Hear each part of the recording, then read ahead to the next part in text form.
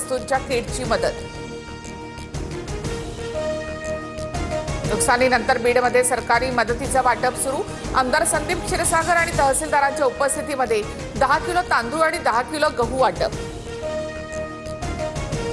मुंबईसह राज्यातील नाशिक, ठाणे, पालघर, रायगड आणि पुणे जिल्ह्याला रेड अलर्ट, तर रत्नागिरी, सातारा, कोल्हापूर, सांगली, छत्रपती संभाजीनगरला ऑरेंज अलर्ट जारी।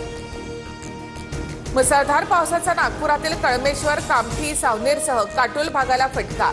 संत्रा बागा आणि इतर पिकांचं नुकसान, घराचे पत्रेही उडाले।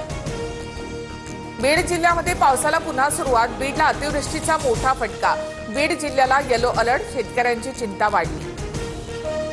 लातूरमध्ये मुसळधार पावसानं तिरणा नदीला पूर। निलंगा ते कासार मार्गावरचा पूल पाण्याखाली आल्यामुळे वाहतूक ठप्प, अनेक गावांचा संपर्क तुटला। धाराशिवमधील तुळजापूर मंदिर संस्थानाकडून मुख्यमंत्री सहाय्यता निधीसाठी 1 कोटीची मदत।